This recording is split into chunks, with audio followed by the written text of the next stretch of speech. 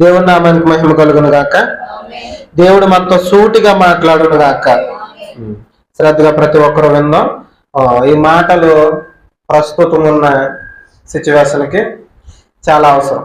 ఇక్కడున్న వాళ్ళకి, అలాగే చూస్తున్న వాళ్ళకి కూడా, యూట్యూబ్లో చూస్తున్న వాళ్ళకి కూడా ఈ మాటలు చాలా అవసరం. కాబట్టి జాగ్రత్తగా విందాం. ప్రస్తుతం ఆడపిల్లల మీద చాలా భయంకరమైన దాడులు జరుగుతున్నాయి. మీరు చూస్తున్నారో లేదో కానీ చాలా రేప్ కేసులు అనేవి నోట్ అవుతున్నాయి. సుమారుగా మన భారతదేశంలో రోజుకి 83 అనుకుంటా, 83 రేప్ కేసులు నోట్ అవుతున్నాయి అంట. కేసులు పెట్టి మనకు తెలిసినవి 1, 2 అప్పుడప్పుడు వినిపిస్తున్నాయి. కానీ ప్రతిరోజు 82 కేసులు నోట్ అవుతున్నాయంట. పోలీస్ స్టేషన్కి వచ్చినవి. మరి రానివి చాలా ఉంటాయి. ఎందుకు మనుషుల ఆలోచనలు ఎలా మారిపోతున్నాయి? ఒక ఆడపిల్లగా మనం ఎలాంటి జాగ్రత్త తీసుకోవాలి? సమాజంలో నడుస్తున్నప్పుడు ఈ సమాజంలో ఉన్న వ్యక్తులతో మనం ఎలా ఉండాలి? ఇది రోజు జాగ్రత్తగా విన్నాం. ఇక్కడ ఉన్న ఆడపిల్లలు, అలాగే చూస్తున్న ఆడపిల్లలు కూడా జాగ్రత్తగా విన్నాం. చూద్దాం. న్యాయాధిపతుల గ్రంథం. ఒక ఆడపిల్ల కోసం, ఒక చక్కటి అమ్మాయి కోసం ఈరోజు మనం తెలుసుకునే ప్రయత్నం చేద్దాం. ఒక మంచి కూతురు. న్యాయాధిపతుల గ్రంథం 11వ అధ్యాయం మొదటి నుంచి చదువుదాం. న్యాయాధిపతుల గ్రంథం 11వ అధ్యాయం మొదటి నుంచి. గిలాదు వాడైన యెఫ్తా పరాక్రమము గల బలాచుడు. అతడు వేశ్యా కుమారుడు. గిలాదు యెఫ్తాను కనెను. గిలాదు భార్య అతనికి కుమారులను కనగా వారు పెద్దవారే యెఫ్తాతో, నీవు అన్య స్త్రీకి పుట్టిన వాడవు కనుక మన తండ్రి ఇంట నీకు స్వాస్యము లేదనేది. తర్వాత మాట. యెఫ్తా తన సహోదరుల యొద్ద నుండి పారిపోయి తోబు దేశమున నివాసింపగా అల్లరి జనము యెఫ్తా వద్దకు వచ్చి అతనితో కూడా సంచరించిరి. జరుగుతున్న సందర్భం ఏంటంటే, ఇక్కడ యెఫ్తా అనే ఒక భక్తుడు మనకు కనిపిస్తాడు. జాగ్రత్తగానే, సౌండ్ క్లారిటీగానే ఉంది కదా. యెఫ్తా అనే ఒక భక్తుడు మనకు కనిపిస్తాడు. ఈ భక్తుడు ఒక న్యాయాధిపతి. దేవుడు ఇశ్రాయేలీని నడిపించడానికి రాజులు నియమించి, మొట్టమొదటి రాజు ఎవరు ఇశ్రాయేలీలకి? సౌలు. ఇతను రాకముందు కొంతమంది న్యాయాధిపతుల్ని నియమించాడు దేవుడు. ఆ న్యాయాధిపతుల్లో ఒక న్యాయాధిపతి ఈ యెఫ్తా. ఇతను వేశ్యకు పుట్టినవాడట. ఇతని తండ్రి వేశ్య దగ్గరికి వెళ్తా వేశ్యకు పుట్టినవాడు. అతను ఆ కుమారుని తెచ్చుకుని ఇంటి దగ్గర పెంచుకుంటున్నాడు. జాగ్రత్తగానే పెంచుకుంటున్నాడు. అతనికి భార్యకి, తన సొంత భార్యకి పుట్టిన పిల్లలు ఉంటారు కదా, ఈ పిల్లలు పెద్దవాళ్ళు అయినప్పుడు నువ్వు వేశ్య కుమారుడివి, నీకు మా ఇంట్లో స్వాస్యం లేదంటే ఆస్తిలో భాగం లేదు, నువ్వు బయటికి వెళ్ళిపోవచ్చు అంటే అతను గిలాదు నుంచి, అంటే ఇశ్రాయేలీల ప్రాంతం నుంచి తోబు దేశానికి వెళ్ళిపోయాడు. తోబు దేశానికి వెళ్ళిపోయి అక్కడ నివాసం చేస్తున్నారు. ఎవరు? యెఫ్తా. అక్కడ నివాసం చేస్తున్నాడు. నివాసం చేస్తుంటే అతని దగ్గరికి కొంతమంది అల్లరి జనం వచ్చారట. ఎవరు వచ్చారు? అల్లరి ప్రజలు తన చుట్టూ ఉన్నారట. తోబు దేశం అంతా అల్లరి ప్రజలు, అల్లరి చిల్లరగా తిరిగే వాళ్ళందరితో జీవిస్తున్నాడట. ఎవరు? యెఫ్తా. ఇతను ఎవరు అసలు? నిజానికి ఒక భక్తుడు, యెహోవాను నమ్ముకున్నవాడు. ఎక్కడికి పారిపోయాడట? తోబు దేశానికి పారిపోయాడు. అక్కడ అల్లరి జనంతో తిరుగుతున్నాడట. కానీ విచిత్రమైన విషయం ఏంటంటే, అక్కడ ఎంతమంది అల్లరి జనం ఉన్నా, వాళ్ళు ఎంత పాపిష్టోళ్ళు అయినా కానీ ఇతను మాత్రం దేవుని కోసం నిజాయితీగా నిలబడ్డాడు. అర్థమవుతుందా? మనమైతే ఏం చేస్తాం? మన చుట్టుపక్కల వాళ్ళు ఆటోమేటిక్గా పాడైపోతే మనం కూడా, మన ఫ్రెండ్ ఏదైనా చేస్తే అది ఆటోమేటిక్గా మనకు కూడా అలవాటు అయిపోద్ది. కానీ ఇతను అలా లేడట. ఆ తోబు దేశంలో నివాసం చేస్తున్నాడు. అలా నివాసం చేస్తున్న క్రమంలో, జాగ్రత్తగా వెళ్ళండి, నివాసం చేస్తున్న క్రమంలో ఇశ్రాయేలీల మీదకి అమోరీయులు యుద్ధానికి వచ్చారు. ఏమైంది? ఇశ్రాయేలీల మీదకి అమోరీయులు, పక్కనున్న అమోరీయులు యుద్ధానికి వచ్చారు. యుద్ధానికి వస్తే ఈ యుద్ధాన్ని ఎలా జయించాలో వీళ్ళకి తెలియక, ఈ యుద్ధాన్ని జయించాలంటే మనకి ఖచ్చితంగా యెఫ్తా కావాలి. అతను ఉంటే తప్ప మనం ఈ యుద్ధాన్ని జయించలేం.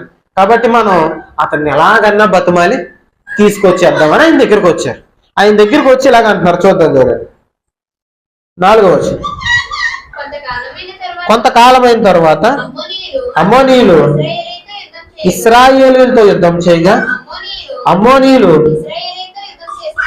ఇశ్రాయేలీయులతో యుద్ధం చేసినందున గిలాదు పెద్దలు తోబు దేశం నుండి యొప్తాను రప్పించుటకు పోయి, నీవు వచ్చి మాకు అధిపతివై ఉండుము, అప్పుడు మనము అమ్మోరీయులతో యుద్ధము చేయుదమనెను. ఏం చెప్తున్నారు? యుద్ధం చేయటం మా వల్ల అవదు. ఏం చేయి, నువ్వు మా దగ్గరికి రా, మనం కలిసి నువ్వు మాకు అధికారిగా ఉండు, నువ్వు మాకు అధికారిగా ఉంటే యుద్ధాన్ని మనం జయించగలం అని చెప్తున్నారట. అప్పుడు యెఫ్తా ఇలాగా అంటాడు, నన్ను ఇంట్లోంచి గెంటేస్తున్నప్పుడు, మా సహోదరులందరూ ఇంట్లోంచి గెంటేస్తున్నప్పుడు మీరు ఏకీభవించి నన్ను గెంటేశారు కదా, ఇప్పుడు నా అవసరం వచ్చిందా మీకు? నన్ను గెంటేసినప్పుడు ఎవరు మాట్లాడలేదు, నన్ను ఇంట్లోంచి వెళ్ళిపోమన్నప్పుడు ఎవరు మాట్లాడలేదు, నేను ఇక్కడ తోబు దేశానికి వచ్చి దూరంగా బ్రతుకుతున్నప్పుడు నన్ను ఎవరో పట్టించుకోలేదు. ఇన్ని రోజులు నేను తిన్నానా, ఉన్నానా, అసలు పోయానా కూడా ఎవరు పట్టించుకోలేదు. ఇప్పుడు వచ్చారేంటి నా దగ్గరికి, నా అవసరం వచ్చిందా అంటే వీళ్ళు బతిమాలి, అలా కాదు, మన ఇశ్రాయేలు ప్రజలందరూ చనిపోబోతున్నారు, యుద్ధం వచ్చేసింది, నువ్వు రావాలి, నువ్వు ఉంటే తప్ప మనకి విజయం రాదు, నువ్వు అధికారిగా ఉండు, మనం యుద్ధానికి వెళ్దాం అని బతిమాలి ఏదో రకంగా తీసుకుపోతారు. వెళ్ళిన తర్వాత ఈయన యుద్ధానికి బయలుదేరతాడు. యుద్ధానికి బయలుదేరే ముందు కొన్ని సంఘటనలు జరుగుతాయి. ఈ సందర్భం కాదు కనుక తర్వాత చెప్పుకుందాం. యుద్ధానికి వెళ్లే ముందు కొన్ని సంఘటనలు జరుగుతాయి. ఇతను యుద్ధానికి వెళ్లే ముందు ఒక చిన్న ప్రార్థన చేస్తాడు. ఆ ప్రార్థన చాలా ఇంపార్టెంట్, జాగ్రత్తగా ఉందాం చూడండి. అదే 11వ అధ్యాయం 30వ వచనం. 11వ అధ్యాయం 30వ వచనం. అప్పుడు యెఫ్తా యెహోవాకు మొక్కుకొనెను, ఎట్లనగా నీవు నా చేతికి అమ్మోనీయులను నిశ్చయముగా అప్పగించిన ఎడల నేను అమ్మోనీయుల యొద్ద నుండి క్షేమంగా తిరిగి వచ్చినప్పుడు నన్ను ఎదుర్కొనుటకు నా ఇంటి ద్వారము నుండి బయలుదేరి వచ్చినదేదో అది యెహోవాకు ప్రతిష్టం. జాగ్రత్తగా వినండి. ఇతను యుద్ధానికి వెళ్లే ముందు ప్రార్థన చేసుకుంటున్నాడు. అటేంటి, నేను అమోరీయులతో యుద్ధానికి వెళ్తున్నాను, యుద్ధాన్ని కానీ జయించి తిరిగి వచ్చానంటే క్షేమంగా, దేవుడికి ప్రార్థన చేస్తున్నాడు. నేను యుద్ధానికి వెళ్ళి క్షేమంగా తిరిగి వచ్చానంటే, నేను ఇంటికి వచ్చేటప్పుడు నా ఇంటి నుంచి బయటికి నాకు ఎదురుగా ఏది వస్తుందో దాన్ని నీకు ప్రతిష్ఠించి బలిస్తాను. ఏం చెప్పాడు? యుద్ధం నుంచి ఇంటికి వస్తుంటే, ఇంటి నుంచి ఏదైతే బయటకు వస్తుందో వాళ్ళని నేను ఏం చేస్తాను, బలిస్తాను అని ప్రార్థన చేసుకుని వెళ్ళాడు. దేవుడు అన్నట్టుగానే విజయం దయచేశాడు. ఇతను వస్తున్నాడు యుద్ధం నుంచి, ఆ అమోరీల సైన్యాన్ని అంతటిని జయించి వారిని తరిమేసి అక్కడి నుంచి ఇంటికి బయలుదేరుకుంటూ వస్తున్నాడు. చేసిన ప్రార్థన ఏంటి? ఎదురుగా ఎవరు వస్తే వాళ్ళని బలిస్తాను ప్రభువా, నీకు బలిస్తాను. అది జంతువు అయినా మనిషి అయినా ఎవరైనా కానీ నీకు బలిస్తాను అని చెప్పాడు. బలిస్తే ఇతను తిరిగి వస్తున్నాడు. తిరిగి వచ్చేసరికి ఒకళ్ళు ఎదురు వచ్చారట. వాళ్ళు ఎవరో చూద్దాం చూడండి. 34వ వచనం. యెఫ్తా మిస్పాలో ఉన్న తన ఇంటికి వచ్చినప్పుడు అతని కుమార్తె తంబురతోను నాట్యముతోను బయలుదేరి అతన్ని ఎదుర్కొనేను. ఏం చేసిందట? మా నాన్న యుద్ధాన్ని జయించుకుంటూ వచ్చేసాడు, సైన్యాన్ని అంతటిని ఓడించేశారు, ఇశ్రాయేలీ అందరూ వాళ్ళు అవ్వలేదు, మా నాన్న వెళ్తే గాని గెలవలేదు. ఇలాని సంబరంతో తంబుర్లు పట్టుకుని నాట్యం చేసుకుంటూ అలా వాళ్ళ చుట్టుపక్కల వాళ్ళందరినీ పిలుచుకుంటూ మా నాన్న గెలిచి యుద్ధాన్ని గెలిచి వచ్చేసాడని వాళ్ళ నాన్నకి ఎదురు వచ్చింది. వీళ్ళ నాన్న చేసిన ప్రార్థన ఏంటి? ఎవరు ఎదురుగా వస్తే వాళ్ళని బలిచ్చేస్తానని దేవునికి మాట ఇచ్చాడు. ఇప్పుడు ఎవరు వచ్చారు ఎదురుగా? కూతురు వచ్చింది. ఇప్పుడు కూతురుని ఏం చేయాలి? బలి ఇవ్వాలి. ఇవ్వగలడా? కూతురుని ఇవ్వగలడా? అక్కడ ఒక మాట రాసుకుని చూడండి. అన్నమాట, ఆమె గాక అతనికి మగ సంతానమే గాని ఆడ సంతానమే గాని లేదు. ఒకే ఒక కుమార్తె, ఇంకా పిల్లలు లేరట. లేక లేక లేక లేక లేక లేక పుట్టిందట ఒకే ఒక్క కుమార్తె. ఆ కుమార్తె ఇప్పుడు ఏమైపోతుంది? బలి ఇవ్వబోతున్నాడు, తన చేతులతో బలి ఇవ్వబోతున్నాడు. ఏ తండ్రి వల్ల అవుతుందా? ముందుగా మాట ఇచ్చేశాడు. దేవునికి మాట ఇచ్చే ముందు ఒకసారి ఆగి ఆలోచించి మాట ఇవ్వాలి. మనం కూడా మాట ఇచ్చేస్తాం ఒక్కొక్కసారి, ప్రభువా ఇవాళ నుంచి నేను నీ కోసమే జీవిస్తాను, అరగదీసేస్తాను ప్రభువా అని చెప్తాం. కానీ ఆ మాట మీద మనం నిలబడం. కానీ ఇక్కడ జరిగిన సందర్భం ఏంటో చూద్దాం. చూడండి, నా కిందకి చదువు.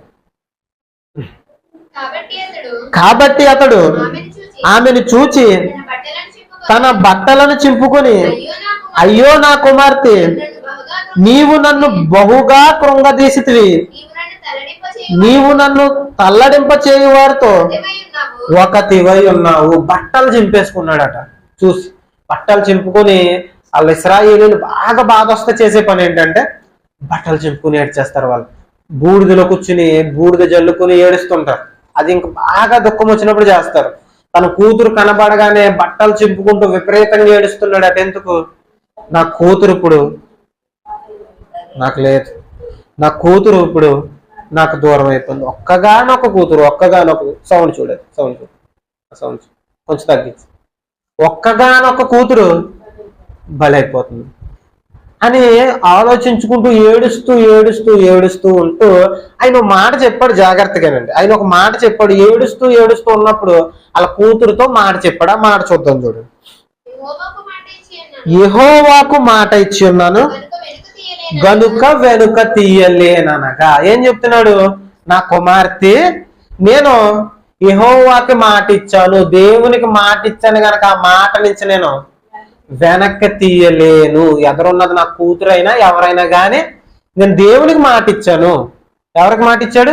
దేవునికి మాట ఇచ్చాను గనక నా కూతురున్నా ఎవరున్నా ఆ ప్లేస్ లో నేనున్నా గాని నేను మాట వెనక్కి తీయను. దేవునికి ఇచ్చే మాటలో ఇంత సీరియస్గా ఉండాలి. అర్థమవుతుందా? మనం సీరియస్ గా మాటలు ఇచ్చేస్తాం. ప్రభువా రేపు నుంచి ప్రభువా నీకోసం ఉన్నతంగా బ్రతికేస్తాను ప్రభు. ఏ రోజు బ్రతకని చెప్పండి? ప్రభువా ఈ రోజు నుంచి ప్రభువా నేను పలానా పాపం మానేస్తాను ప్రభువా. ఎక్కడ మానం చెప్పండి?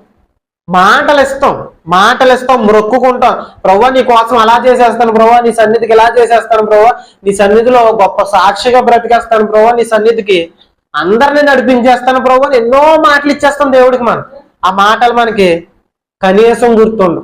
ఎన్నో మాటలు ఇచ్చేసి ఉంటాం మనం, కనీసం ఆ మాటలు కూడా మనకి గుర్తుండు. జాగ్రత్తగా గుర్తుండు. కానీ ఆ మాట ఇచ్చాడట, నా కుమార్తె నేను ఈ మాటని వెనక్కి తీయలేను. ఎదురున్నది నువ్వైనా కానీ నేను ఈ మాట నుంచి వెనక్కి రాలేను. మనం ఈ ఒక్క నుంచి నేర్చుకోవాల్సిన విషయం ఏంటంటే, ఎప్పుడైనా దేవునికి మాట ఇచ్చారనుకోండి, ఎప్పుడైనా దేవునికి మీరు ప్రార్థన చేసేటప్పుడైనా ఎప్పుడైనా మీరు దేవునికి మాట ఇస్తే ఆ మాటకి కట్టుబడి ఉండాలి. అర్థమవుతుందా? ఆ మాటకి కట్టుబడి ఉండాలి. మీరు మొక్కుకుంటే ఆ మొక్కు ఖచ్చితంగా చెల్లించాలి. అర్థమవుతుందా? బైబిల్లో రాసి ఉంటుంది. మీరు ఏదన్నా మొక్కుకున్నారంటే ఆ మొక్కు ఖచ్చితంగా చెల్లించాలి. మొక్కు అంటే ఏదో డబ్బులు ఇవ్వటం అనే కాదు. మొక్కు అంటే ప్రభువా ఈ రోజు నుంచి నీ కోసం నేను ఎలా ఉంటాను అని చెప్పావంటే ఉండాలి. ఈ రోజు నుంచి ప్రభువా నేను టీవీ మానేస్తాను అన్నావంటే ఖచ్చితంగా ఉండాలి. దేవునికి మాట ఇచ్చావంటే ఆ మాట తప్పకూడదు. ఒకవేళ తప్పేలాగుంటే మాట ఇవ్వకు. ఆ మాట నిలబెట్టుకునేలాగుంటేనే మాట ఇవ్వు. అర్థమవుతుందా? ఈయన మాట మీద నిలబడ్డాడట. అప్పుడు కూతురు ఏం చెప్పాలి చెప్పండి? సాధారణంగా నా జీవితం మీద నువ్వెవరో మాట ఇవ్వటానికి. ఈరోజు కూతురులు అయితే అదే అంటారు, అవునా కదా? నీ ఇష్టం అయిపోయిందా? నీ ఇష్టానుసారంగా నేను చెయ్యాలా? నన్ను అడగకుండా నిన్ను ఎవరు మాట ఇమ్మన్నారు? వెనక ముందు ఆలోచించుకోండి. ఇంట్లోంచి ఎవరు వస్తారు? ఆవులు గేదెలు వస్తాయా? ఇప్పుడు కూతురులు అయితే ఇలాగంటారు, ఇంట్లోంచి వచ్చి ఇది బలి ఇచ్చేస్తానంటే ఇంట్లో ఎవరు ఉంటారు? మనుషులు ఉంటారు. ఇంట్లో మనుషులు ఉంటారు, కుటుంబ సభ్యులు ఉంటారు. ఆవులు గేదెలు ఉండవు కదా. ఇంటి నుంచి వచ్చి బలించేస్తానంటే వెనక ముందు ఆలోచించుకోవాలి కదా డాడీ. నువ్వు ఏం ఆలోచించుకోకుండా దేవుడికి మాట ఇచ్చేస్తావా? కొంచెం ఆలోచించి దేవుని క్షమాపణ అడుగు. బలి కట్ట అలాంటివి ఏమి ఎట్టకు ఇప్పుడు అని చెప్తారు ఇప్పుడు వాళ్ళు అయితే, అవునా కదా? మొన్న నేను ఒకరికి పార్సల్ ఒకటికి వెళ్తుంటే వాళ్ళ అమ్మని తిట్టుకుంటూ వచ్చేస్తుంది. ఆ అమ్మాయి చిన్న పాప తిట్టుకుంటూ వచ్చేస్తుంది. ఏ అమ్మ తిట్టుకుంటాం అంటే మా అమ్మని దౌడ మీద కొట్టేయాలని అంటుంది. వాళ్ళ అమ్మని దౌడ మీద కొట్టేస్తుందండి. ఎందుకమ్మ అంటే పార్సల్ వస్తుందని తెలుసని మా అమ్మకి, అయినా నాకు డబ్బులు ఇవ్వకుండా వెళ్ళిపోయింది. మా అమ్మ వచ్చినప్పుడు చెప్తాను. నాకు విపరీతంగా కోపం వచ్చిందండి. డబ్బులు ఇవ్వకపోతే మీ అమ్మని కొట్టేస్తావా? డబ్బులు నీకు ఎందుకు ఇవ్వలేదు తెలుసా? ఎందుకు ఇవ్వలేదు? నీ మీద నమ్మకం లేక. నువ్వు ఆ డబ్బులు కుదురుండిస్తే నువ్వు కుదురుగా నీకు ఇస్తుందమ్మా అని చెప్పాను. మొఖం మార్చేసింది ఆ పిల్ల. అర్థమవుతుందా? తల్లిదండ్రుల మీద ఎదురు తిరిగే వాళ్ళు ఉంటారు, నీ మాట నాకు లెక్క ఏంటి అనే వాళ్ళు ఉంటారు. కానీ ఇక్కడ ఈ కుమార్తె చెప్తుంది చూడండి, జాగ్రత్తగా వినండి. ఈ కుమార్తె ఏం చెప్తుందో చూద్దాం చూడండి. నాకింద మాట, ఆమె నా తండ్రి యెహోవాకు మాట ఇచ్చి తిని, యెహోవాకు మాట ఇచ్చి ఉంటివా, నీ నోట నుండి బయలుదేరిన మాట చొప్పున నాకు చేయి. నువ్వు దేవునికి మాట ఇచ్చావు కదా డాడీ, నువ్వు దేవునికి మాట ఇచ్చావు కదా, నీ మాటే నా మాట, నీ కోసం నేను ఏదైనా చేస్తాను. నీ మాట పోవడానికి వీల్లేదు, దేవుడి దగ్గర నువ్వు తగ్గడానికి వీల్లేదు. నువ్వేదంటే అదే, నువ్వు బలంటే బలే, నువ్వు చంపేస్తానంటే నేను చచ్చిపోవడానికి కూడా రెడీ డాడీ అంటుంది. ఇలాంటి కూతుర్లు ఎక్కడ ఉన్నారు? ఇలాంటి కూతుర్లు ఎక్కడ ఉన్నారని నేను అడుగుతున్నాను. ఉన్నారా? ఉన్నారా? లేరు. కొంచెం వయసు రాగానే, కొంచెం మాటలు రాగానే తల్లిదండ్రుల మీద తిరగబడిపోయి ఏది పడితే అది మాట్లాడేసే వాళ్ళు ఉన్నారు. సాధారణంగా అంటే టీనేజ్ అంటే 13 సంవత్సరాల నుంచి 19 సంవత్సరాల మధ్యలో దీన్ని టీనేజ్ అంటారు. టీన్ వస్తుంది కదా, టీ అనే పదం వస్తుంది కదా, 13 నుంచి 19 వయసు మధ్యలో. ఈ మధ్యలోనట మేము ఆ వయసు నుంచి వచ్చిన వాళ్ళమే కాబట్టి చెప్తున్నాం. 13, 19 వయసులో, మీరు కూడా అదే వయసు నుంచి వచ్చారు కాబట్టి మీకు కూడా అర్థమవుతుంది. 13, 19 వయసులో ఏమనిపిస్తుంది అంటే, నాకంతా తెలుసు, నాకంతా తెలుసు. ఎదుటిన్న పెద్దోళ్ళు అలా మాట్లాడతారో వాళ్ళకి ఏమీ తెలియదు, వాళ్ళు కూడా అదే వయసు నుంచి వచ్చారు. అర్థమవుతుందా? వాళ్ళకి ఏమీ తెలియదు, వాళ్ళకి ఏమీ తెలియదు, నాకే అంతా తెలుసు అనుకుంటారు అట్ట వయసులో. ప్రతి ఒక్కరు అనుకుంటారు, ప్రతి ఒక్కరు ఆలోచనలు అలాగే ఉంటాయి, నాకే అంతా తెలుసు. విచిత్రమైన విషయం ఏంటంటే ఆ వయసులో పిల్లలకి ఏమీ తెలియదు. కానీ వాళ్ళ ఫీలింగ్ ఏంటి, నాకు అన్ని తెలుసు, పెద్దోళ్ళు అలా బుర్ర తింటారంటే నాకు అలా చాదస్తంగా అలాగుండమ్మా, ఇలాగుండమ్మా, అయ్యమ్మ అయ్యమ్మ అని చెప్తారు అని మాట్లాడుకుంటారు. అవునా కదా? కానీ పెద్దవాళ్ళ కంటే మనకు ఎక్కువ తెలుసా? కానీ ఈ రోజున్న కుమార్తెలు ఎలా ఉంటున్నారంటే తల్లిదండ్రులను ఎదిరిస్తూ, మీకు ఏమీ తెలియదు, మీకు ఏమీ తెలియదు, మాకే తెలుసు అంత, మాకు తెలియంది ఏముంది అని ఫీల్ అయిపోయే వాళ్ళు ఎక్కువైపోయారు. అవునా కదా? కానీ ఇక్కడ ఈ కుమార్తె చూడండి, నీ కోసం డాడీ నేను చచ్చిపోవటానికి కూడా సిద్ధం, నువ్వు బలిస్తానంటే అంతే. అర్థమవుతుందా? ఈ వరుసలో మనం ఇస్సాకుని కూడా పెట్టుకోవచ్చు. ఇస్సాకు కూడా ఏం చేశాడు, నాన్న నువ్వు బలిస్తే నేను రెడీ. నాన్నగారు ముసలా అబ్రహాం గారు బలికి తీసుకెళ్లి బలవంతంగా చేతులు కడుతుంటే విదిలించుకుని బయటికి రాలేడు, వచ్చేయగలడు. ఇతను 10th class 9th class age లో ఉన్నాడు ఇస్సాకు. నాన్నగారు బలికి తీసుకెళ్లి చేతులు కాళ్ళు కడుతుంటే విదిలించుకుని బయటికి రావట్లేదట. ఏం చేస్తున్నాడు, నాన్న నువ్వు బలిస్తే నేను చచ్చిపోతాను తప్ప నీ మాటకి నేను ఎదురు చెప్పను. అర్థమవుతుందా? మనల్ని చిన్నప్పటి నుంచి కష్టపడి పెంచిన వాళ్ళ. అర్థమవుతుందా? మన జీవితం మనకంటే వాళ్ళకే బాగా తెలుసు, మన జీవితాన్ని చక్కబెట్టే వాళ్ళు వాళ్ళే. కాబట్టి జాగ్రత్తగా ఆలోచించి మనం చేయాల్సిన పని ఏంటంటే, ఏం చేయాలి, తల్లిదండ్రుల మాటకు లోబడాలి. అప్పుడే మన జీవితాలు బాగుంటాయి. అర్థమవుతుందా? తల్లిదండ్రుల మాటలకు ఎప్పుడైతే మనం వ్యతిరేకంగా తిరిగామో మన జీవితాలు అస్సలు బాగోగాక బాగోవు. చిన్నప్పటి నుంచి నిన్ను అల్లారు ముద్దుగా పెంచుకున్నది ఎందుకు, నువ్వు గుండెల మీద తన్నేసి వెళ్ళిపోతావని. అందుకేనా? నువ్వు గుండెల మీద తన్నేసి వెళ్ళిపోతావని, నువ్వు మాటలు ఎదురు చెప్తావని, నువ్వు వాళ్ళని ఏడిపిస్తావనే పెంచుకుంది కాదు కదా. ఈరోజు చాలా మంది పిల్లలు ఏం చేస్తారంటే తల్లిదండ్రులు ఏడిపించేవారుగానే ఉన్నారు. ఈ ఆడపిల్లని చూడండి, తండ్రి మాటకి ఏమాత్రం ఎదురు చెప్పలేదట. ఇలా మీకు ఈనాడున్న ఆడపిల్లల వైఖరి ఏంటో చెప్తున్నాను నేనండి. వాళ్ళకి ఫోన్లు ఇచ్చేస్తున్నారండి చిన్న వయసులోనే వాళ్ళకి ఫోన్లు ఇచ్చేస్తున్నారు, వాళ్ళకి సెపరేట్ గా ఫోన్ ఇచ్చేస్తున్నారు. ఫోన్ ఇచ్చేస్తుంటే వాళ్ళకి ఎవరైనా ఫేస్బుక్ లో పరిచయం అయ్యారు అనుకోండి, ఈనాడున్న ఈ సమాజంలో ఏదన్నా ఫేస్బుక్ లో ఎవరైనా పరిచయం అయ్యారు అనుకోండి, హాయ్ అని మెసేజ్ పెట్టారు అనుకోండి, ఈవిడ కూడా ఇక్కడ నుంచి హాయ్ అని మెసేజ్ పెడుతుంది. హాయ్ అని మెసేజ్ పెట్టి అలా మెల్లమెల్లగా చాటింగ్లు. ఆ చాటింగ్ తర్వాత ఏంటి, మీటింగ్లు. అంటే పలానా చోట కలుద్దాం రా, చాటింగ్ అయిపోయిన తర్వాత మీటింగ్ వెళ్తారు, బండి ఎక్కుతారు, తిరుగుతారు. మీకు విషయం చెప్తానండి, ముక్కు ముఖం తెలియనితో చాటింగ్లు చేసి ఎవరితో పడితే వాళ్ళతో బయట వాళ్ళతో మాట్లాడేటప్పుడు ఒక్కొక్కసారి జాగ్రత్తగా ఆలోచించాలి ఆడపిల్లలు. ఎందుకంటే మొన్న కోల్కతాలో అనుకుంటా, కోల్కతాలో ఒక డాక్టర్ని ఏం చేశారు, ట్రైనింగ్ డాక్టర్, ఆవిడ ట్రైనింగ్ అవుతుంది. హాస్పిటల్లో సీసీ కెమెరాలు ఉంటాయి. అవునా కదా? పెద్ద హాస్పిటల్ అది. సీసీ కెమెరాలు ఉన్న చోట భయంకరంగా ఒక ఆడపిల్లని రేప్ చేసి చంపేశారు. అది హాల్లో, కమ్యూనిటీ హాల్ ఉంటది కదా, అందరు కూర్చుంటారు కదా, భోజనం చేసే హాల్లో పడుకుందంట ఆవిడ. డ్యూటీ చేసి అలసిపోయి పడుకుంటే ఎవరు చేశారో ఎలా చేశారో ఏంటో తెలియదు, కానీ ఆ స్టాఫ్ వచ్చి చూసేసరికి ఆవిడ బట్టలు లేకుండా అలా పడున్నారు, చచ్చిపోయింది. ఆవిడ ఎముకలు ఇరిగిపోయినాయి, ముఖమంతా గాయాలైపోయినాయి, విపరీతంగా కొట్టేసి ఆవిడ్ని మానభంగం చేసి పాడేశారు. ఈ కేసులో ఒకరిని నిందితులుగా చూపించారు, ఒకరిని, కానీ ఒక్కరంతా దారుణంగా చేయగలరు. దీని వెనక చాలా ముఠా ఉంది, హాస్పిటల్ యాజమాన్యం కూడా ఉందని న్యూస్ వస్తుంది, మరి మనకు తెలియదు. అర్థమవుతుందా? ఒక హాస్పిటల్లో జాగ్రత్తగా వినండి, ఒక హాస్పిటల్లో సీసీ కెమెరాలు ఉన్న మధ్యలో ఒక డాక్టర్నే రేప్ చేసి చంపేశారు. అంటే నువ్వు ఎవరితో పడితే వాళ్ళతో మాట్లాడుతున్నావు, నీకు సేఫ్టీ ఉందనుకుంటున్నావు? ఎవరితో పడితే వాళ్ళతో తిరుగుతున్నావు, బయటికి వెళ్తున్నావు, కాలేజీలకు వెళ్తున్నావు, స్కూల్కి వెళ్తున్నావు, బయట వ్యక్తి ఎలాంటి వాడో తెలియదు, వాడు ముక్కు ముఖం తెలియదు, వాడు మాటలు ఏంటో తెలియదు, వాళ్ళతో మాట్లాడుతుంటే నీకు సేఫ్టీ అనుకుంటున్నావు. ఒక డాక్టర్నే బతకనివ్వలేదు, నేను బతకనిస్తారా? మెల్లగానండి అబ్బాయిలు ఏం చేస్తున్నారంటే ఆడపిల్లలతో చాటింగ్లని, మీటింగ్లని, ఇది చాలా మంచోడు, ఈ నా జీవితాన్ని ఉద్ధరించేస్తారని ఆడపిల్లలు అనుకుంటున్నారు. చివరికి ఏమవుతుంది, వాడు తీసుకెళ్తున్నాడు, ఎక్కడో దిక్కులు రేప్ చేసి ఆ తొప్పల్లోనే ఎక్కడో దిక్కులు ముక్కలు కట్ చేసి పాడేసేస్తుంది. అర్థమవుతుందా? మీకు ఒకసారి చెప్పినట్టు నన్ను ఢిల్లీలో అనుకుంటా, ఆవిడ ఒకరిని నమ్మి అని ప్రేమించి ఇంట్లో వాళ్ళు వదిలేసి వచ్చేస్తే ఆడేం చేశాడు, పెళ్లి చేసుకోమంటుందంట, రోజు పెళ్లి చేసుకో, ఎన్ని రోజులు అయిపోయిందని ఇక్కడికి వచ్చి దాన్ని పెళ్లి చేసుకోవట్లేదు ఎటు నువ్వు అని అడిగితే చంపేసి ముక్కలు కట్ చేసి ఒక ఢిల్లీ చివరిలో అక్కడక్కడ ఒక ముక్క కప్పెడేసాడు, ఎవరికి తెలియదని. తలకాయ మాత్రం డీప్ ఫ్రిడ్జ్ లో పెట్టాడు. అంటే అమ్మాయి డీప్ ఫ్రిడ్జ్ లో పెట్టి ఇంకొక అమ్మాయిని తెచ్చుకుని ఆ రూమ్ లో సుఖపడుతున్నాడు. ఇలాగున్నారు. ఇలాంటి వాళ్ళని నమ్మి తల్లిదండ్రుల ప్రేమను అర్థం చేసుకోవట్లేదు. అర్థమవుతుందా? బయట వాళ్ళతో తిరిగేటప్పుడు ఒక్కసారి ఆలోచించండి, మనుషుల ఆలోచనలు అస్సలు బాగోలేదు, బయట ఉన్న మగపిల్లలు అస్సలు బాగోలేదు. కనుక మనం చేయాల్సింది ఏంటంటే ఆడపిల్లలుగా తల్లిదండ్రుల మాట విని జాగ్రత్తగా ఉండాలి. నాకు లెక్క లేదు, నేను వినను, మా తల్లిదండ్రుల మాట విన్నంటే వాళ్ళ లిస్టులో మనం చేరతామేమో, మనం చెప్పలేం. అర్థమవుతుందా? వాళ్ళ లిస్టులో మనం చేరతామేమో, మనం చెప్పలేం. వాళ్ళు మంచి చెడ్డ వల్ల నేను అనట్లేదు.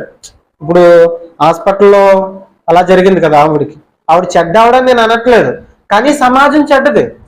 అర్థమవుతుందా? మనం వీలైనంత జాగ్రత్తగా ఉండడం మంచిది.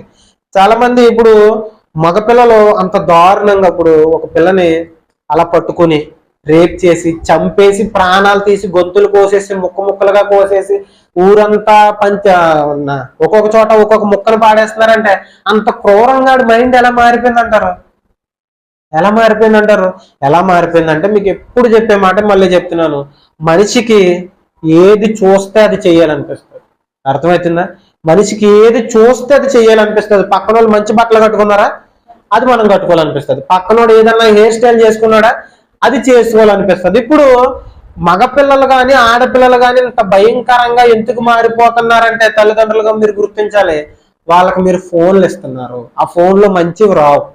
అర్థమవుతుందా? ఆ ఫోన్లో మంచివి రావు, వాళ్ళు మంచివి చూడరు. మంచి వస్తుంది కానీ మంచిది చూడరు, పనికి మాలిన చెత్త అంతా ఉంటుంది అందులో. ఇవన్నీ బుర్రకెక్కించుకున్నారు అనుకోండి, ఇవన్నీ బుర్రకెక్కించుకుని చాలా రేప్ కేసులు ఎలా జరుగుతాయంటే తాగి జరుగుతాయి. ఈ తాగుడు చిన్నపిల్లలకు కూడా మందు అమ్మేస్తున్నారు. వాళ్ళు తాగేసి వీడియోలు చూసి దారిలో ఎవరైనా ఆడపిల్ల వెళ్తుంది అనుకోండి, ఆ పిల్ల మీద మానభంగం చేస్తారు. ఇంకా ఆడపిల్లలు చాలా జాగ్రత్తగా ఉండాల్సిన విషయం ఏంటంటే మగపిల్లల ఆలోచనలు, మగపిల్లలని కాదు మిగతా వాళ్ళు, చాలా మగపిల్లలందరూ చెడ్డోళ్ళని నేను అనట్లేదు, చాలా మంది ఆలోచనలు పాడైపోయి ఉన్నాయి. కాబట్టి మన డ్రెస్సింగ్ స్టైల్ కూడా జాగ్రత్తగా చూసుకోవాలి. ఆడపిల్లలు ఉన్న వాళ్ళు జాగ్రత్తగా మీ పిల్లలకి మంచి బట్టలు ధరింపజేయండి. అర్థమవుతుందా? వాళ్ళ ఆలోచనలు అప్పటికే పాడైపోయి ఉన్నాయి, వాళ్ళ ఆలోచనలు అంతా కుళ్ళు పట్టేసి ఉన్నాయి. వాళ్ళు అలాంటి వాళ్ళ మధ్యలో టీ షర్ట్లు వేసుకుని, జీన్ ప్యాంట్లు వేసుకుని, టైట్ బట్టలు వేసుకుని వెళ్తే వాళ్ళ ఆలోచనలే ముందు మారిపోయి ఉన్నాయి. ఇంకా నువ్వు వాళ్ళని రెచ్చగొట్టినట్టు ఉంటుంది. అర్థమవుతుందా? కాబట్టి వీలైనంత వరకు ఆడపిల్లలుగా మనం జాగ్రత్తగా ఉండటం మంచిది. అర్థమవుతుందా? ఇప్పుడు ఆ కుమార్తె ఏం చేసిందట, డాడీ నీ కోసం నేను చచ్చిపోవడానికి సిద్ధం అన్నట్టు. చచ్చిపోయిందంటారా? అతను బలి ఇచ్చేశారంటారా? ఇచ్చారంటారా? ఎవరేదంటారా? ఆ తర్వాత ఏం జరుగుతుందో చదువుదాం చూడండి. తర్వాత మాట 36వ వచనం, 37వ వచనం. మరియు ఆమె నా కొరకు చేయవలసినది ఏదనగా 2 నెలల వరకు నన్ను విడువము, నేనును నా చెలికత్తెలను పోయి కొండ మీద ఉండి నా కన్యత్వమును గూర్చి ప్రాలాపించేదనని తండ్రితో చెప్పగా, వాళ్ళ నాన్నతో మాట చెప్తున్నట్టు, నాన్న నాకు ఒక్క 2 నెలలు టైం కావాలి. ఏమంటుంది? ఒక్క 2 నెలలు టైం కావాలి. నేను కొండ మీదకి వెళ్ళి, అంటే నా చెలికత్తెలు అంటే నా ఫ్రెండ్స్తో పాటు వెళ్ళి నేను నా కన్యత్వం కోసం ప్రలాపిస్తాను. ఏంటి? నా కన్యత్వం కోసం ప్రలాపిస్తాను. ఆయన చెప్పిన మాట ఏంటి? యుద్ధానికి వెళ్లే ముందు ఏం చెప్పాడు? నాకు యుద్ధంలో జయం వస్తే ముందుగా వచ్చేది ఏంటో దాన్ని ప్రతిష్ఠిస్తాను, అలాగే బలిస్తాను. ఏం చెప్పాడు? ప్రతిష్ఠిస్తాను, బలిస్తాను అని చెప్పాడు. ఇప్పుడు ఆవిడ అంటుంది, డాడీ నాకు ఒక్క 2 నెలలు టైం కావాలి. నా ఫ్రెండ్స్ని తీసుకుని నేను కొండ మీదకి వెళ్ళి నా కన్యత్వం కోసం ప్రలాపిస్తాను, అంటే ఏడుస్తాను. నాకు చాలా బాధగా ఉంది. ఒక్క 2 నెలలు టైం కావాలి. ఈ 2 నెలలు నేను మనస్ఫూర్తిగా ఏడ్చేసి, మనస్ఫూర్తిగా నా మనసులో ఉన్న బాధ అంతా ఏడ్చేసి నేను అప్పుడు నీ దగ్గరకు వస్తాను డాడీ. అప్పుడు నువ్వు అనుకున్నది చేద్దు గాని అంది. 2 నెలలు పైకి వెళ్ళింది, ఏడ్చింది తన కన్యత్వం కోసం. అంటే ఇంకా పెళ్లి చేసుకోలేదు కదా ఆవిడ. తన కన్యత్వం కోసం ఏడ్చింది, డాడీ దగ్గరకు వచ్చింది. వచ్చిన తర్వాత నాన్న ఆవిడ్ని ప్రతిష్ఠించాడు. ఏం చేశాడు? ప్రతిష్ఠించాడు. అంటే జీవితంలో అమ్మాయి పెళ్లి చేసుకోకూడదు, ఇది ప్రతిష్ట బలి. అంటే అర్థమవుతుందా? జీవితంలో ఈ అమ్మాయి పెళ్లి చేసుకోకూడదు. ఉన్నదే ఒకే కూతురు, కొడుకులు లేరు, ఒకే ఒక కూతురు. అప్పుడుతో యోప్త వంశం ఆగిపోయింది. జీవితాంతం తన తండ్రికి ఇచ్చిన మాట కోసం ఏం చేసిందట? పెళ్లి చేసుకోకుండా ఉండిపోయిందట. తన కన్యత్వాన్ని దానం చేసేసింది, దేవునికి అర్పించేసింది తన జీవితాన్ని. అర్థమవుతుందా? ఎవరిచ్చిన మాట కోసం? నువ్విచ్చిన మాటకి నేను పెళ్లి చేసుకోకుండా ఉండవేంటి అని అనలేదు. నువ్విచ్చిన మాటకి నేను లోబట్టమేంటి, నీ మాట నాకు లెక్కేంటి అని అనలేదు. తన తండ్రి ఇచ్చిన మాట కోసం జీవితాంతం అలా కట్టుబడి ఉండిపోయిందంట. ఇలాంటి అమ్మ ఆడపిల్లలుగా ఉండాలి. అర్థమవుతుందా? తల్లిదండ్రులు ఏది చెప్తే అది వింటే మన జీవితం ఖచ్చితంగా బాగుంటుంది, నిజంగా బాగుంటుంది. ఈవిడి తన తండ్రి కోసం త్యాగం చేసింది కదా, ఈవిడికి ఎంత మంచి పేరు వచ్చిందంటే అక్కడ చూద్దాం, చూడండి. 39వ వచనం నుంచి చదువుదాం. ఆ 2 నెలల తర్వాత, ఆ 2 నెలల అంతమున ఆమె తన తండ్రి యొద్దకు తిరిగి రాగా, అతడు తాను మ్రొక్కుబడి చొప్పున ఆమెను చేసెను. ఆమె పురుషుని ఎరుగనే లేదు. ప్రతి సంవత్సరమున ఇశ్రాయేలీల కుమార్తెలు 4 దినములు గిలాదు దేశస్థుడైన యెఫ్తా కుమార్తెను ప్రసిద్ధి చేయుట కద్దు. అంటే ప్రతి సంవత్సరం ఇశ్రాయేలీలు ఏం చేస్తున్నారంటే ఆవిడ కోసం పొగుడుతున్నారట, ఒక ఫెస్టివల్ చేసుకుంటున్నారట, ఒక పండగ చేసుకుంటున్నారంటే ఎందుకు? తండ్రి మాటని విని కట్టుబడిన అమ్మాయిలా, ఇలాంటి అమ్మాయిలా ఉండాలి అని తన పిల్లలకి చెప్పడానికి ఒక రోజే సెలబ్రేట్ చేసుకుంటున్నారట. ఇప్పుడు మదర్స్ డే ఉంది అంటే ఆ రోజు మదర్స్ను గౌరవించాలని జ్ఞాపకం చేస్తారు. అర్థమవుతుందా? ఆ రోజు ఒక రోజే కాదు, మనం గౌరవించాలి. మదర్స్ మనకి అంటే మన తల్లులు చాలా కష్టపడ్డారు మన కోసమని జ్ఞాపకం చేసుకోవడానికి ఒక రోజు పెట్టారు. అలాగే ఇశ్రాయేలీలు ఈవిని జ్ఞాపకం చేసుకోవడానికి ఒక రోజు పెట్టేసుకున్నారట. అర్థమవుతుందా? ఈవిని ప్రతి సంవత్సరం ఒక రోజు జ్ఞాపకం చేసుకుంటారట. ఇంకో పలానా అమ్మాయి ఉంది కదా, తల్లిదండ్రుల మాట చక్కగా విన్నది, మీరు కూడా పిల్లలారా మీరు కూడా అలాగే నాలే తల్లిదండ్రుల మాట అని చెప్పడానికి ఒక రోజే పెట్టేసుకున్నారట. అర్థమవుతుందా? ఎంత మంచి పేరు వచ్చిందో చూడండి. ఆ పేరు ఎప్పటికీ ఇశ్రాయేలీ నుంచి తొలగిపోదు. ఇప్పుడు కూడా మనం చెప్పుకుంటున్నాం. ఆవిడ చనిపోయి ఎన్ని సంవత్సరాలు అయిపోతుంది, ఇంత మంచి పేరు పొందుకుంది ఎందుకు? తల్లిదండ్రుల మాట ఉంది కాబట్టి. తల్లిదండ్రుల మాట లేని వాళ్ళు మంచి పేరు ఏమాత్రం. లోతు కుమార్తెలు ఉన్నారు, వాళ్ళ కోసం మనం మంచిగా చెప్పుకుంటామా? తండ్రి మాటలు లెక్క చేయలేదు, వాళ్ళకి నచ్చినట్టు చేశారు, వాళ్ళ కోసం ఇప్పుడు చెడ్డగా చెప్పుకుంటున్నాం. అర్థమవుతుందా? ఈవిడి కోసం ఈవిడి పేరే రాయబడలేదు, పేరు లేదు ఈవిడి. పేరు లేకపోయినా ఈవిడి కోసం మనం గొప్పగా చెప్పుకున్నాం. ఇశ్రాయేలీలు ఒక పండగ చేసేసుకున్నారంటే ఈవిడి కోసం. అర్థమవుతుందా? తల్లిదండ్రుల మాట వెంటే మనకి ఇంత మంచి పేరు వస్తుంది. తల్లిదండ్రుల మాటకి వ్యతిరేకంగా వెళ్తే నలుగురు తిట్టుకుంటారు. అర్థమవుతుందా? తల్లిదండ్రుల మాట వింటే నలుగురు పొగుడుతారు, తల్లిదండ్రుల మాట వినకపోతే నలుగురు తిట్టుకుంటారు.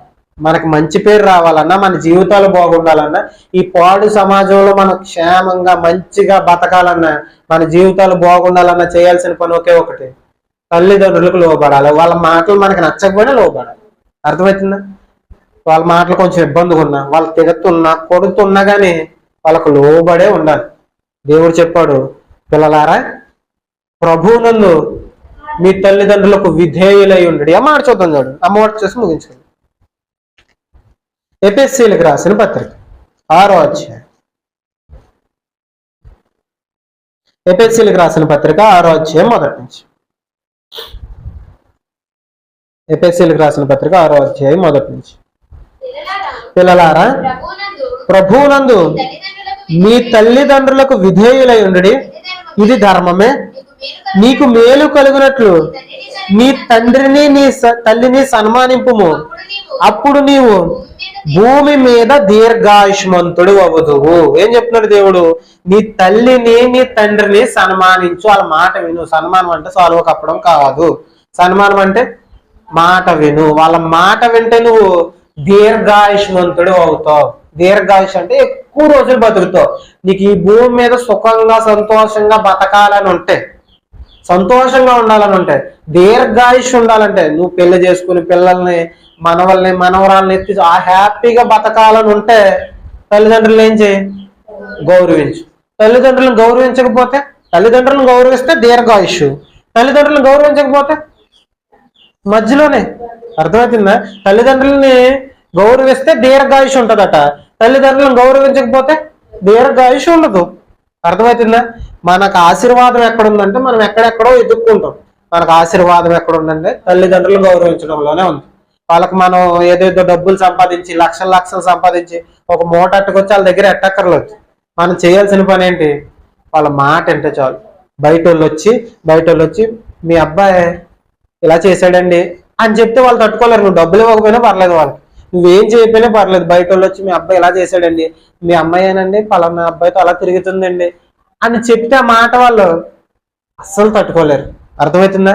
ఆ చెడ్డ పేరు మాత్రం తేకుండా ఉంటే చాలు. అర్థమవుతుందా? వాళ్ళకి నువ్వేమి ఇవ్వక్కర్లేదు, ఏమి చేయక్కర్లేదు. వాళ్ళ మాట వింటే నీకు ఆశీర్వాదం, నీకు దీర్ఘాయుష్. నువ్వు క్షేమంగా బతకాలంటే వాళ్ళ మాట వినాలి. ఆవిడకి అంత మంచి పేరు రావడానికి కారణం వాళ్ళ తండ్రి మాట విన్నది. వాళ్ళ తండ్రి కోసం తన జీవితాన్ని త్యాగం చేసేసింది.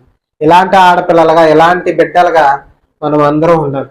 తల్లిదండ్రులను గౌరవించడం అంటే మనం అనుకుంటాం చిన్నపిల్లలకి వీళ్ళకే సంబంధించింది అనుకుంటాం, కానీ పెద్దవాళ్ళకి కూడా. అర్థమవుతుందా? మనం కూడా మన తల్లిదండ్రులకి పిల్లలమే. మనం కూడా మన తల్లిదండ్రులకి పిల్లలమే. కాబట్టి మనం కూడా ఏం చేయాలి? మన తల్లిదండ్రులను గౌరవించాలి. వాళ్ళ మాటలు ఒకవేళ బాగోకపోయినా, వాళ్ళు చెడ్డగా మాట్లాడినా, మనల్ని ఏదన్నా కానీ కనీసం వాళ్ళని గౌరవించే ప్రయత్నం చేయాలి. వీలైనంత వరకు మనం గౌరవించే ప్రయత్నం చేస్తే మంచిది. మాటలు మనసులో పెట్టుకుని ప్రార్థన చేద్దాం. కాలు మూసుకొని ప్రార్థన చేద్దాం. ప్రతి ఒక్కరు మోకరించినట్లయితే మోకరించగలిగిన వారు మోకరించండి. మాటలన్నీ మనసులో పెట్టుకుని, అలాగే ఆ కోల్కత్తాలో జరిగిన ఆ విషయం కోసం ప్రార్థన చేయండి. ఆ బిడ్డ కోసం, వాళ్ళ తల్లిదండ్రుల ఓదార్పు కోసం ప్రార్థన చేద్దాం. ప్రతి ఒక్కరు మోకరించగలిగిన ప్రతి ఒక్కరు మోకరించండి, ప్రార్థన చేద్దాం. మోకరించి ప్రార్థన చేయండి.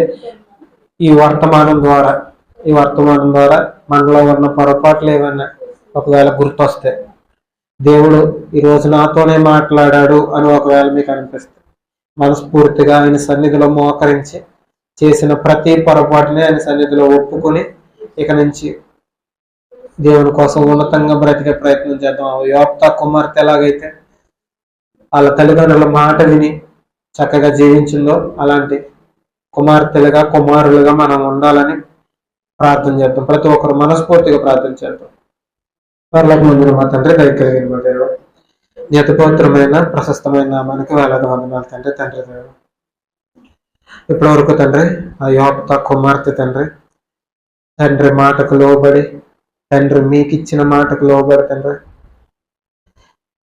ఏ విధంగా అయితే తండ్రి తన జీవితాన్ని త్యాగం చేసిందో తల్లిదండ్రుల మాట కోసం తండ్రి మేము కూడా అలా ఉండాలని తండ్రి కొన్ని విషయాలు మేము నేర్చుకున్నాం. పిల్లలుగా తండ్రి ఒకవేళ మా తల్లిదండ్రులు మేము ఎదిరిస్తుంటే, తల్లిదండ్రులకు ఒకవేళ చెడ్డ పేరు తెచ్చేవారుగా మేము ఉంటే మమ్మల్ని క్షమించండి ప్రభా. ఇక నుంచి అయినా తండ్రి మా తల్లిదండ్రుల మాట వినటానికి తండ్రి కష్టపడి మమ్మల్ని పెంచారు తండ్రి.